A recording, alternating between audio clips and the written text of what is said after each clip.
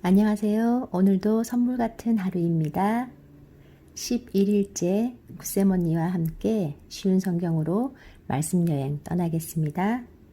오늘은 마가복음 5장에서 8장입니다. 예수님과 제자들이 호수 건너편 거라사 지방으로 갔습니다. 예수님께서 배에서 내리시자 더러운 귀신이 들린 어떤 사람이 무덤에서 나와 예수님을 만났습니다. 이 사람은 무덤 사이에서 살고 있었는데 그 누구도 그를 묶을 수 없었고 쇠사슬로도 묶을 수 없었습니다. 여러 번 쇠고랑과 쇠사슬로 그를 묶어 보았으나 그는 쇠사슬도 끊고 쇠고랑도 부수었습니다. 아무도 그를 당해낼 수 없었습니다. 그는 밤낮으로 무덤과 산을 돌아다니며 소리를 지르고 돌로 자기 몸에 상처를 내곤 하였습니다. 귀신 들린 자가 멀리서 예수님을 보고 달려와 엎드려 절을 하였습니다. 그리고 큰 소리로 가장 높으신 하나님의 아들이신 예수님, 저와 무슨 상관이 있으십니까? 제발 저를 괴롭히지 마십시오. 하고 외쳤습니다. 그것은 예수님께서 더러운 귀신아 그 사람에게서 나오너라 하고 그에게 말씀하셨기 때문이었습니다. 예수님께서 그에게 물으셨습니다. 내 이름이 무엇이냐? 그가 대답했습니다. 레기온입니다. 이는 우리의 수가 많기 때문에 붙여진 이름입니다. 그는 예수님께 자신들을 또다시 이 지방에서 쫓아내지 말아달라고 간청하였습니다. 마침 그곳 산허리에서 많은 돼지떼가 먹이를 먹고 있었습니다. 더러운 귀신들이 간청했습니다. 우리를 저 돼지들에게 보내셔서 들어가게 해주십시오. 예수님께서 그렇게 허락하셨습니다. 더러운 귀신들은 그 사람에게서 나와 돼지떼 속으로 들어갔습니다. 그러자 거의 2,000마리나 되는 돼지떼가 호수 쪽으로 산비탈을 내리달아 빠져 죽었습니다. 돼지를 치던 사람들이 달아나서 읍내와 촌에 있는 사람들에게 이 사실을 알렸습니다. 그래서 사람들이 무슨 일이 일어났는지 보려고 왔습니다. 그들은 예수님께 와서 귀신이 들렸던 사람, 곧 레기온 귀신이 들렸던 사람이 옷을 입고 제정신으로 돌아와 앉아있는 모습을 보고 깜짝 놀랐습니다. 이 일을 목격했던 사람들이 그들에게 귀신 들린 사람에게 어떤 일이 일어났는지에 대하여 그리고 돼지떼에 대하여 그들에게 말해 주었습니다. 그러자 그들은 예수님께 자기네 지방을 떠나달라고 요구하기 시작했습니다. 예수님께서 배에 앉으시자 귀신 들렸던 사람도 예수님을 따라가게 해달라고 간청하였습니다. 그러나 예수님께서는 허락하지 않으셨습니다.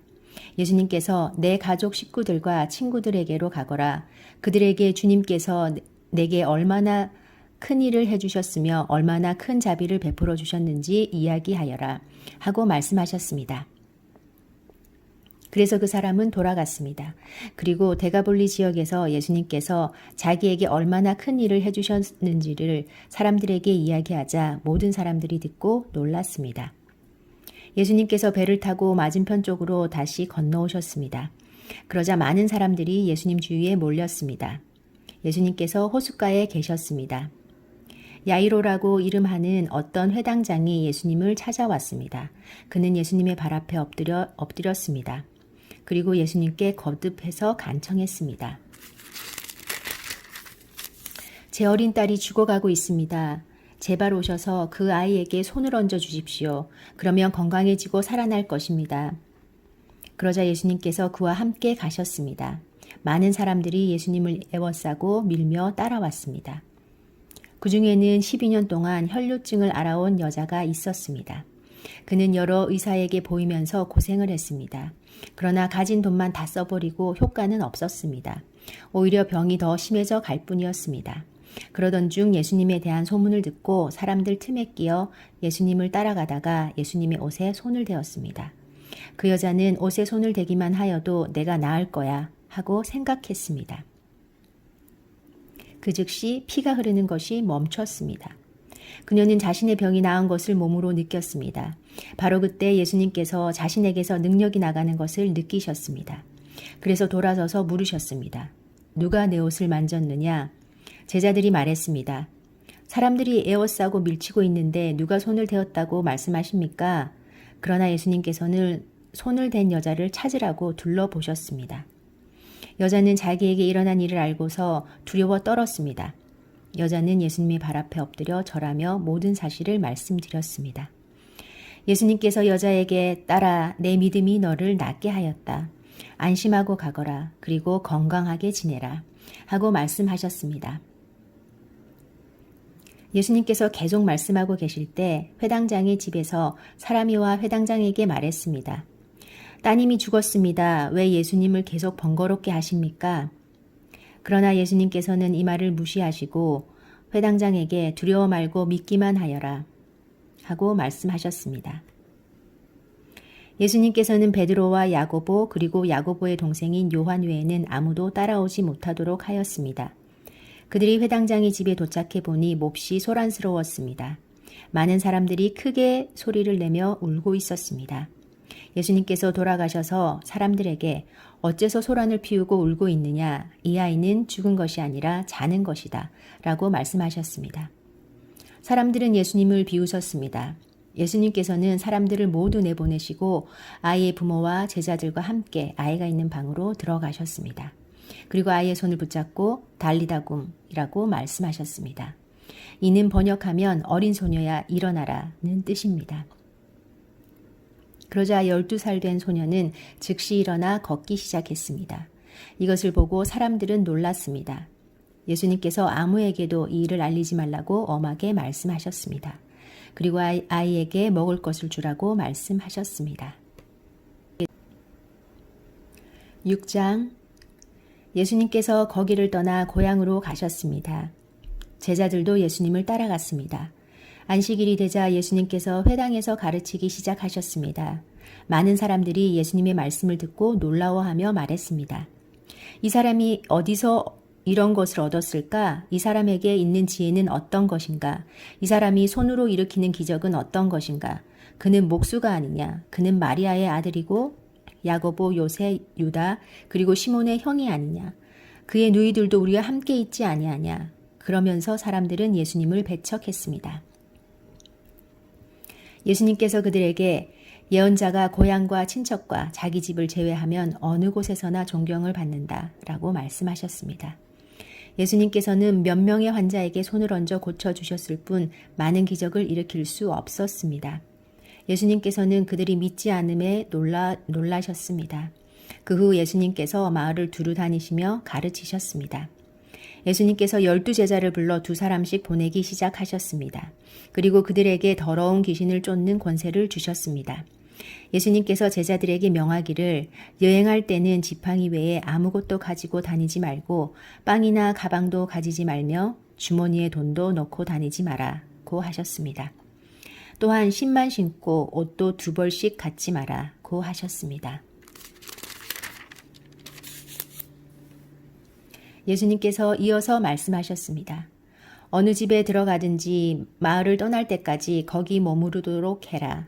너희를 받아들이지 않거나 말씀에 귀를 기울이지 않으면 그곳에서 나올 때 신발에 묻은 먼지를 털어버려서 그들에게 증거로 삼아라. 제자들은 가서 사람들에게 회개하라고 전하였습니다. 또 많은 귀신들을 쫓아내고 많은 환자들에게 기름을 부어 병을 고쳐주었습니다. 예수님의 이름이 널리 알려져서 헤롯 왕도 예수님의 소문을 들었습니다. 사람들은 세례자 요한이 죽은 사람들 가운데서 살아난 거야. 그러니까 이런 기적이 그분에게서 나오는 거야. 하고 말했습니다. 어떤 사람들은 이렇게도 말했습니다. 그분은 엘리야다. 또 다른 사람들은 그분은 옛날에 있었던 예언자와 똑같은 예언자야. 라고 말했습니다. 헤롯이 이런 소리를 듣고 말했습니다. 내가 목을 잘라 죽인 요한이 다시 살아났구나. 예전에 헤롯은 요한을 잡아오게 하여 감옥에 가두어 둔 적이 있었습니다. 이는 헤로디아와 관련된 일로 헤롯이 자기 동생 빌립의 아내인 헤로디아를 아내로 삼아버렸기 때문이었습니다. 요한은 헤롯에게 자기 동생의 아내를 자기 아내로 삼는 것은 옳지 않습니다. 라고 말하곤 하였습니다. 그래서 헤로디아는 요한을 미워하였습니다. 헤로디아는 요한을 죽이고 싶었지만 그럴 수 없었습니다. 그것은 요한이 의롭고 거룩한 사람이란 것을 아는 헤롯이 요한을 두려워했기 때문입니다. 그래서 요한을 살려두었습니다. 요한의 말이 듣기엔 괴로웠지만 그의 말을 즐겨 들었습니다. 그런데 요한을 죽일 수 있는 좋은 기회가 왔습니다. 자기 생일에 헤롯은 고관들과 천부장들, 갈릴리의 기빈들을 초청해서 잔치를 베풀었습니다. 헤로디아의 딸이 춤을 춰서 헤롯과 잔치에 참여한 손님들을 즐겁게 해주었습니다. 그래서 헤롯 왕이 소녀에게 말했습니다. 내가 원하는 것을 말해라. 그러면 그것을 선물로 주겠다. 헤롯은 내가 무엇을 달라고 하든지 다 주겠다. 내 나라의 절반이라도 말이다. 하고 맹세했습니다. 소녀는 자기 어머니에게 가서 무엇을 달라고 할까요? 하고 물었습니다. 그러자 어머니가 대답했습니다. 세례자 요한의 머리를 달라고 해라. 소녀는 즉시 왕에게 돌아가서 바로 이 자리에서 세례자 요한의 머리를 쟁반에 담아주세요. 라고 요청했습니다. 왕은 매우 괴로웠지만 자기가 한 맹세 때문에 그리고 잔치에 참여한 손님들 때문에 소녀의 요청을 거절할 수 없었습니다. 왕은 곧바로 시위대 군인을 보내 요한의 머리를 가져오라고 했습니다. 군인은 가서 감옥에 있던 요한의 머리를 잘랐습니다. 그리고 쟁반에 담은 그의 머리를 가져와 소녀에게 주었고 소녀는 그것을 자기 어머니에게 가져다 주었습니다. 요한의 제자들이 이 소식을 듣고 가서 요한의 시체를 가져다가 무덤에 묻었습니다. 사도들이 예수님께로 돌아왔습니다. 그리고 자신들이 했던 일과 가르쳤던 것을 모두 예수님께 말씀드렸습니다. 예수님께서 말씀하셨습니다. 외딴 곳으로 따로 가서 잠시 쉬도록 하여라. 이렇게 말씀하신 것은 오고 가는 사람들이 너무 많아 예수님과 사도들이 식사할 시간조차 없었기 때문입니다. 그래서 그들은 외딴 곳으로 배를 타고 갔습니다. 그러나 떠나는 모습을 보고 사람들이 그들인 줄 알아챘습니다. 그래서 사람들은 여러 성읍에서 길을 따라 함께 달려가서 그들보다 먼저 그곳에 이르렀습니다. 예수님께서 배에서 내리시면서 많은 사람들을 보셨습니다. 예수님께서는 그들을 불쌍히 여기셨는데 그것은 그들이 마치 목자 없는 양과 같았기 때문입니다. 예수님께서는 그들에게 많은 것을 가르쳐 주셨습니다. 이미 날이 저물었습니다. 제자들이 예수님께 와서 말했습니다. 이곳은 빈들이고 시간도 너무 늦었습니다. 그러니 사람들을 보내어 근처에 있는 농가나 마을에 가서 먹을 것을 사 먹게 하는 것이 좋겠습니다. 그러나 예수님께서 대답하셨습니다. 너희가 먹을 것을 주어라. 그들이 예수님께 말했습니다. 그러면 우리가 가서 200데나리온 어치의 빵을 사서 먹이라는 말씀입니까? 예수님께서 그들에게 물으셨습니다. 너희가 가진 빵이 얼마나 되는지 가서 알아보아라. 그들이 알아보고 나서 말했습니다. 빵 5개와 생선 2마리가 있습니다. 예수님께서 사람들에게 무리를 지어 풀밭에 앉으라고 하셨습니다. 사람들은 100명 혹은 50명씩 떼를 지어 앉았습니다. 예수님께서 빵 5개와 생선 2마리를 들고 하늘을 우러러 보시며 감사기도를 드리셨습니다. 그리고 제자들에게 빵을 떼어서 나누어 주도록 하셨습니다. 그리고 생선 2마리도 나누어 주셨습니다. 모든 사람들이 배불리 먹었습니다. 제자들은 12강주리에 남은 빵 조각과 물고기를 거두어 드렸습니다. 빵을 먹은 남자 어른은 5,000명이었습니다. 예수님께서 제자들에게 배를 타고 호수 건너편에 있는 벳세다로 먼저 가 있으라고 말씀하셨습니다. 그동안에 예수님께서는 사람들을 집으로 보내셨습니다. 사람들을 보내신 후 예수님께서는 기도하러 산에 올라가셨습니다. 밤이 되었는데 배는 여전히 호수 위에 있었고 예수님께서는 홀로 뭇에 계셨습니다. 바람이 불어와 제자들이 노를 저으려고 애를 쓰고 있었습니다. 이 모습을 보시고 예수님께서 새벽 3시에서 6시 사이에 호수 위를 걸어오셨습니다. 그리고 제자들을 지나쳐 가시려고 하셨습니다.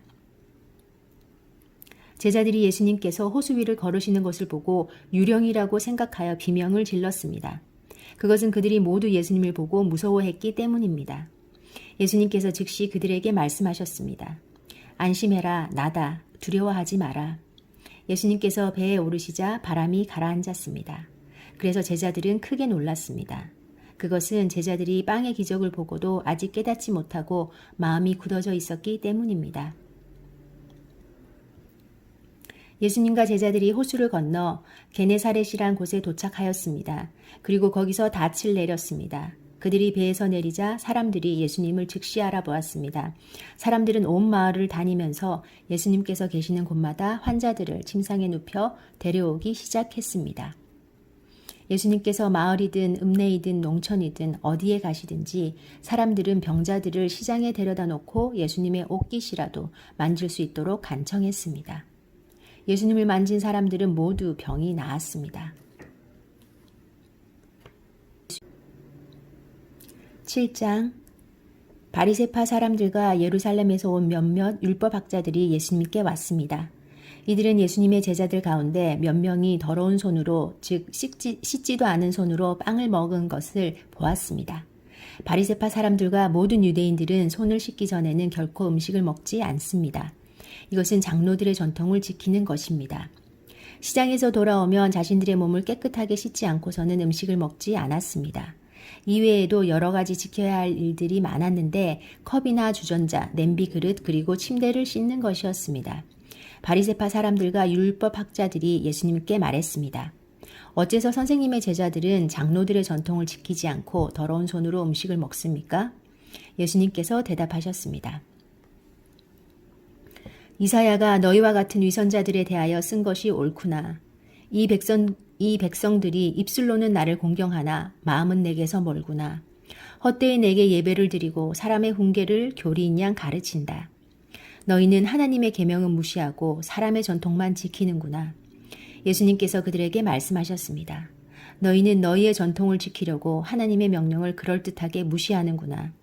모세는 내 아버지와 어머니를 공경하여라. 아버지나 어머니를 욕하는 사람은 반드시 죽으리라고 하였다. 그러나 너희는 아버지나 어머니에게 드리려던 것을 고르반, 즉 하나님께 드리는 예물이 되었다고 하면 그만이라고 한다. 그래서 자기 아버지나 어머니에게 아무것도 드리지 못하게 한다. 그러므로 너희는 너희들의 전통으로 하나님의 말씀을 깨트리고 있다. 너희는 이와 같은 일을 많이 하고 있다. 예수님께서 사람들을 다시 불러서 말씀하셨습니다. 너희 모두 내 말을 듣고 깨달아라. 무엇이든지 사람 밖에서 몸속으로 들어가 사람을 더럽히는 것은 아무것도 없다. 사람에게서 나오는 것이 사람을 더럽힌다. 예수님께서 사람들과 헤어져 집에 들어오시자 제자들이 이 비유에 대해 물었습니다. 예수님께서 말씀하셨습니다. 너희는 아직도 깨닫지 못하느냐? 바깥에서 사람 속으로 들어가는 것이 사람을 더럽히지 못한다는 것을 깨닫지 못하느냐? 그것은 사람의 마음속에 들어가는 것이 아니라 배로 들어가서 뒤로 나간다. 그러므로 예수님께서는 모든 음식이 깨끗하다고 선언하셨습니다.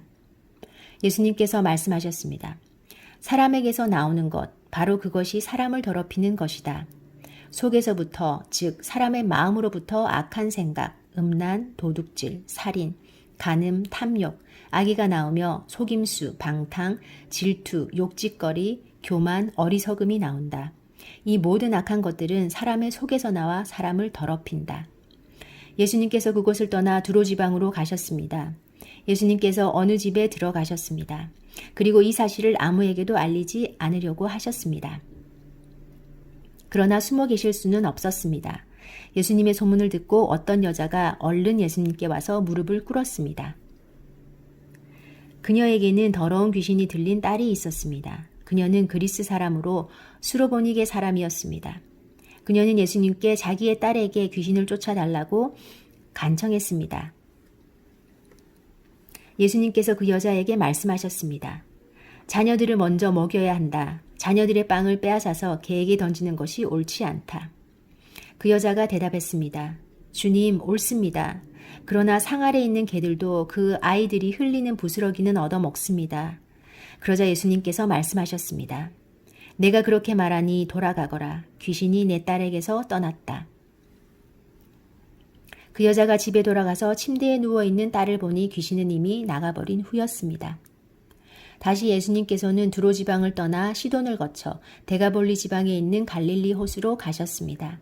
사람들이 예수님께 듣지 못하고 말도 못하는 사람을 데리고 와서는 그에게 손을 얹어 달라고 간청하였습니다.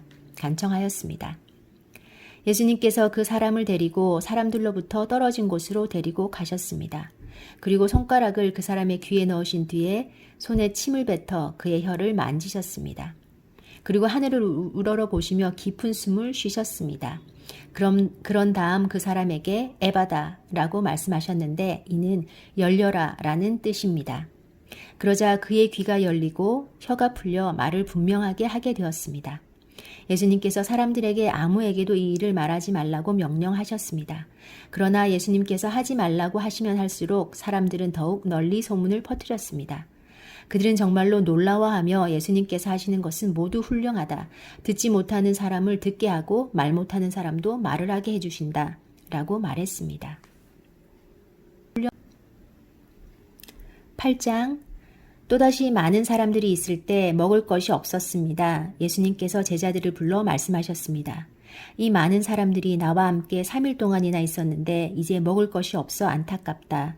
내가 이들을 허기진 채 집에 보내면 도중에 쓰러질 것이다. 이들 중에는 멀리서 온 사람도 있다.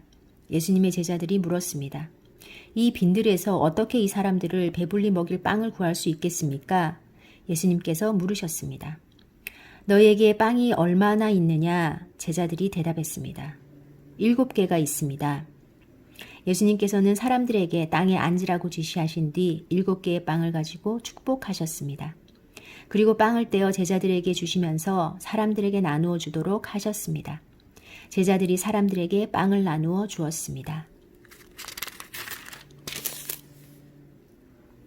제자들에게 조그마한 생선도 몇 마리가 있었습니다. 예수님께서 축복하신 후 마찬가지로 나누어 주라고 하셨습니다. 모든 사람들이 배불리 먹었습니다. 그리고 먹고 남은 빵 조각을 7개의 커다란 강주리에 모았습니다. 그곳에는 약 4,000명 정도의 사람들이 있었습니다. 예수님께서 그들을 집으로 흩어 보내셨습니다. 그리고 즉시 예수님께서 제자들과 배를 타시고 달마누다 지방으로 가셨습니다. 바리새파 사람들이 예수님께 와서 시비를 걸기 시작하였습니다. 이들은 예수님을 시험하려고 하늘로부터 오는 증거를 보여달라고 하였습니다. 예수님께서는 깊이 숨을 쉬시고 말씀하셨습니다. 이 세대가 어째서 증거를 찾느냐? 내가 너희에게 진정으로 말한다.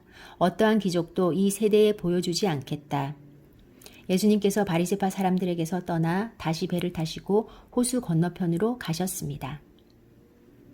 제자들이 남은 빵을 가지고 오는 것을 잊었습니다. 배에는 겨우 빵 한 조각만 있었습니다.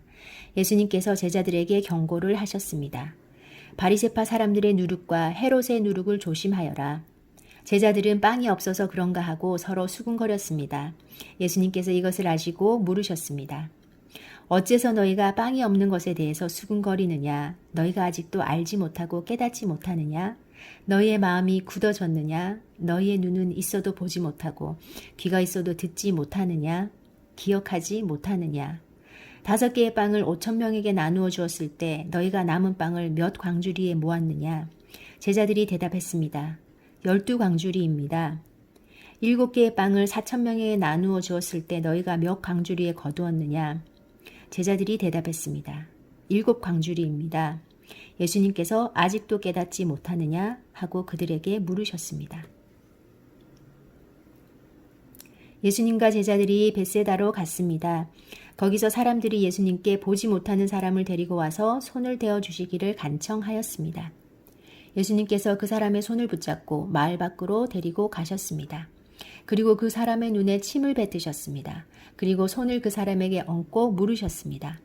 무엇이 보이느냐? 그러자 그 사람의 눈이 떠졌습니다. 그가 말했습니다. 사람이 보입니다. 마치 나무가 걸어 다니는 것 같습니다. 다시 예수님께서 손을 그 사람의 눈에 얹으셨습니다.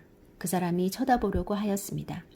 그의 시력은 회복되어 모든 것을 분명하게 볼 수 있게 되었습니다. 예수님께서 그를 집으로 보내시며 마을로 들어가지 말라고 말씀하셨습니다. 예수님께서 제자들과 함께 가이사라 빌립보에 있는 마을로 가셨습니다. 가시는 도중에 예수님께서 제자들에게 물으셨습니다. 사람들은 나를 누구라고 하느냐? 제자들이 대답했습니다. 세례자 요한이라고도 합니다. 어떤 사람들은 엘리야라고도 합니다. 그리고 또 어떤 사람들은 예언자 가운데 한 사람이라고 합니다. 예수님께서 제자들에게 물으셨습니다. 그러면 너희는 나를 누구라고 하느냐? 베드로가 대답했습니다. 주님은 그리스도이십니다. 예수님께서 제자들에게 아무에게도 자신에 대해서 말하지 말라고 엄히 이르셨습니다. 예수님께서 인자가 많은 고통을 받고 장로들과 대제사장과 율법학자들에게 배척을 당하며 죽임을 당하고 3일 뒤에 다시 살아날 것을 제자들에게 가르치셨습니다. 예수님께서 드러내놓고 말씀을 하시니 베드로가 예수님을 붙들고 말렸습니다. 예수님께서 돌아서서 제자들을 보시고 베드로를 꾸짖으셨습니다. 사탄아, 내 뒤로 썩 물러나라. 너는 하나님의 일은 생각지 않고 사람의 일을 생각하는구나. 예수님께서 제자들과 사람들을 불러 말씀하셨습니다.